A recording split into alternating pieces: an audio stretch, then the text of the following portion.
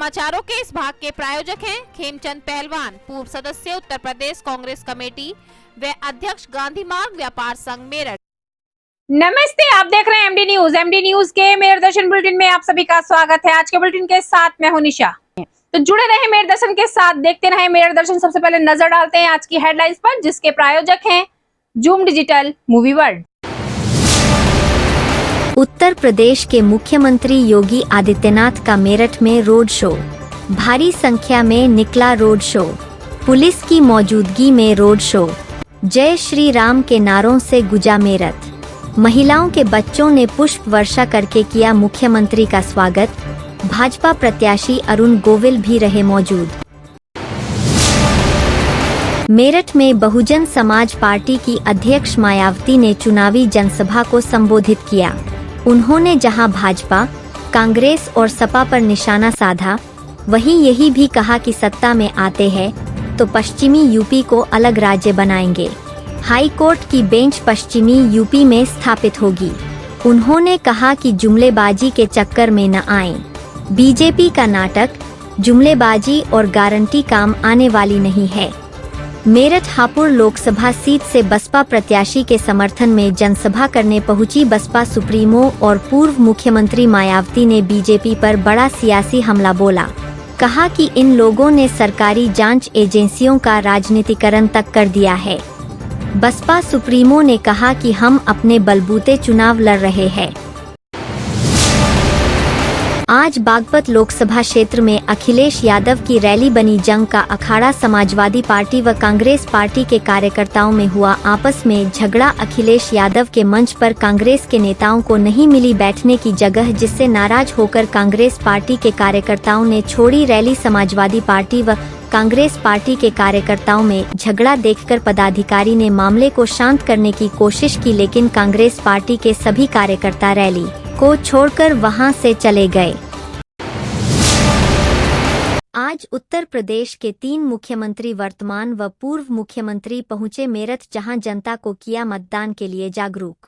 उत्तर प्रदेश के वर्तमान मुख्यमंत्री योगी आदित्यनाथ ने जहां रोड शो कर जनता से वोट डालने की अपील की, वहीं सपा के पूर्व मुख्यमंत्री अखिलेश यादव व बसपा की पूर्व मुख्यमंत्री मायावती ने किया जनसभा में जनता को संबोधित। 26 अप्रैल को दूसरे चरण के मतदान से 24 घंटे पहले तीनों मुख्यमंत्री आज मेरठ में थे, जिसमें वर्तमान मुख्यमंत्री योगी आदित्यनाथ ने मेरठ के भारतीय जनता पार्टी प्रत्याशी अरुण गोविल के लिए वोट मांगे, तो अखिलेश यादव ने सिवाल खास प्रत्याशी के लिए जनता को संबोधित किया, जबकि मायावती ने भी मेरठ में अपने प्रत्याशी को जीतने के लिए अपील की।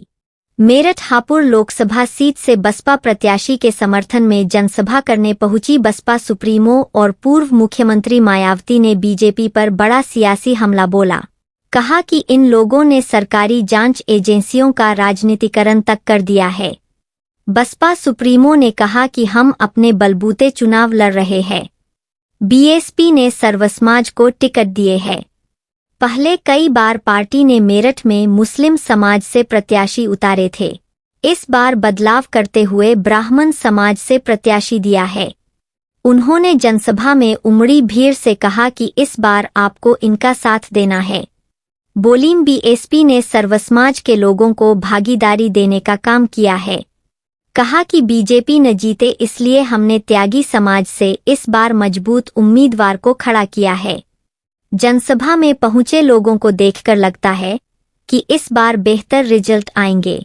कांग्रेस, भाजपा और अन्य विपक्षी पार्टियों पर उन्होंने कहा कि पूर्व में जिन हाथों में देश की सत्ता रही, गलत कार्यप्रणाली के चलते केंद्र की सत्ता से उन्हें बाहर होना पड़ा। यही स्थिति इनकी सहयोगी पार्टी की रही है। सहयोगी पार्टी से उनका मतलब समाजवादी पार्टी से था। कहा कि अब वही हाल बीजेपी का हो रहा है। बीजेपी की कथनी और करनी में अंतर है। कहा कि इस बार केंद्र की सत्ता में भाजपा वापस आने वाली नहीं है। कहा कि इनका नाटक, जुमलेबाजी और गारंटी काम आने वाली नहीं है। इनकी पार्टी ने देश के गरीबों, कमजोर तबकों, अन्य मेहनतकश लोगों से असंख्य वायदे किए, जो हवाई रहे। जमीनी हकीकत में 1/4 काम भी नहीं किया गया। मुस्लिम और दलित को दबाने की, पिछड़ने की कोशिश हो रही है। तो मैं आप लोगों से कहना चाहता हूं, मेरे भाइयों, आज भारतीय जनता पार्टी जो धर्म के नाम पर वोट मांगना चाहती है, मैं अपने भाइयों से, साथियों से, बहुजन समाज पार्टी से, के कार्यकर्ताओं से, बहुजन समाज से कहना चाहता हूं कि मेरे भाइयों, मेरे दोस्तों, आपने बहन मायावती जी को 4 बार मुख्यमंत्री बनाया, लेकिन जब बहन मायावती जी मुख्यमंत्री रही, भारतीय जनता पार्टी को उठने नहीं दिया, भारतीय जनता पार्टी को दबाने या कुचलने की बात करी। लेकिन आज भारतीय जनता पार्टी की सरकार में जो बदले की भावना से चल रही है, वो मुसलमानों को दबाने की, कुचलने की साजिश हो रही है। मैं कहना चाहता हूँ तो दलितों का संविधान कुचलने की, बाबा साहब के संविधान को खत्म करने की साजिश भारतीय जनता पार्टी कर रही है। आपको बहुत चौकस रहना है। मैं आप लोगों से कहना चाहता हूँ कि आज समाजवादी पार्टी के नेता कहते हैं कि हाजी याकूब भारतीय जनता पार्टी की बोली बोल रहे हैं।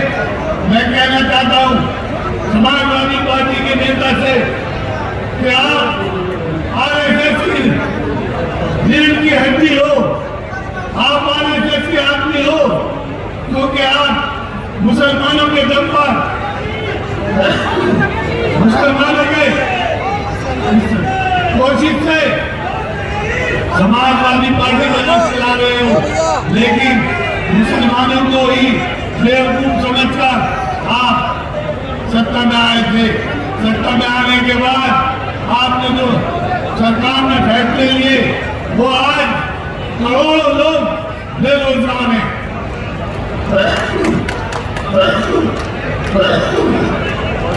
भारतीय जनता पार्टी के माननीय मुख्यमंत्री से मिला डेलीगेशन, उन्होंने कहा कि आज उत्तर प्रदेश के करोड़ों लोग बेरोजगार हो रहे हैं।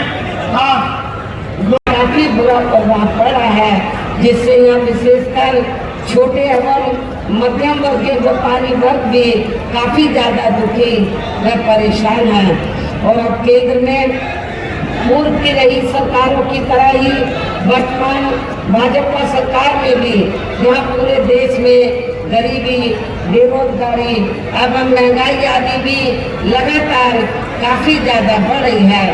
देश में हर स्तर पर फैला भ्रष्टाचार भी अभी तक खत्म नहीं हुआ है। साथ ही अपने देश की सीमाएं भी अभी तक पूरे तौर से सुरक्षित नहीं हैं। ये भी बड़ी चिंता की बात है। ऐसे में अब आप लोगों को देश में हो रहे लोकसभा चुनाव में कांग्रेस, बीजेपी व इनकी सहयोगी पार्टियों को भी केंद्र की सत्ता में आने से जरूर रोकना है।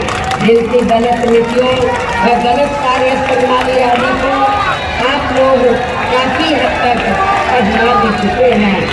ऐसी स्थिति में अब ये विरोधी पार्टियां इस चुनाव में भी किस्म किस्म के साम, दाम, दंड भेद आदि अनेकों हथकंडे इस्तेमाल करके केंद्र की सत्ता में आने की पूरी कोशिश में लगी हैं, जिनसे अपनी पार्टी के लोगों को हर स्तर पर काफी ज्यादा सावधान रहना है। और इस मामले में विरोधी पार्टियां अपने अपने पक्ष में हवा बनाने के लिए खासकर मीडिया, ओपिनियन पोल व सर्वे आदि का जो बड़े पैमाने पर इस्तेमाल कर रही हैं, तो उनसे भी अपनी पार्टी के लोगों को बिल्कुल भी गुमराह नहीं होना है। इसके साथ ही विरोधी पार्टियों के विभिन्न रूपों में जारी किए गए इनके हवाई व प्रलोभन भरे चुनावी घोषणा पत्रों एवं वायदों आदि के बहकावे में भी अपनी पार्टी के लोगों को कतई भी नहीं आना है। जिन्हें ये पार्टियां चुनाव खत्म होने के बाद ज्यादातर अमल में नहीं लाती हैं। और अब जिन पर से देश की जनता का अधिकांश विश्वास ही उठ गया है। यही खास वजह है कि हमारी पार्टी किसी भी चुनाव में अपनी पार्टी का कोई भी चुनावी घोषणा पत्र आदि जारी नहीं करती है। वैसे भी हमारी पार्टी किसी भी मामले में कहने में बहुत कम बल्कि कार्य करके दिखाने में ही ज़्यादा विश्वास रखती है। और इस बात का सबसे बड़ा सबूत ये है कि उत्तर प्रदेश में 4 बार हमारी पार्टी के नेतृत्व में रही सरकार ने चुनाव में अपनी पार्टी के बिना कोई जारी किए गए चुनावी घोषणा पत्र के ही प्रदेश में आम जनहित में काफ़ी कुछ ऐतिहासिक कार्य करके दिखाए हैं। जबकि इस मामले में हमारी पार्टी का ये कहना है, यदि इन पार्टियों के स्थान पर केंद्र में हमें अपनी पार्टी की सरकार बनाने का मौका मिलता है तो तब फिर हमारी पार्टी की बनी सरकार केंद्र में जहां अब तक रही सभी विरोधी पार्टियों की सरकारों की तरह केवल यहाँ हवा हवाई व कागजी कार्य आदि नहीं करेगी, बल्कि उत्तर प्रदेश की तरह ही जमीनी हकीकत में ठोस कार्य करके दिखाएगी। मैं चाहूँगी केंद्र द्वारा देश में पिछले कुछ समय से अति गरीब परिवारों को अस्थायी तौर पर फ्री में जो थोड़ी सी खाद्य सामग्री दी जा रही है तो उससे इनका अस्थायी तौर पर भला होने वाला नहीं है। और वैसे भी इनकी ये जटिल समस्या देश में हर हाथ को काम देने से ही केवल दूर हो सकती है, जिसकी तरफ हमारी पार्टी की बनी सरकार विशेष ध्यान देगी। साथ ही देश में पिछले काफी वर्षों से आए दिन बढ़ रही गरीबी, बेरोजगारी व महंगाई आदि से भी जनता बहुत ज़्यादा दुखी व परेशान है, जिसे भी आर्थिक नीतियों में तब्दीली करके फिर जरूर दूर किया जाएगा।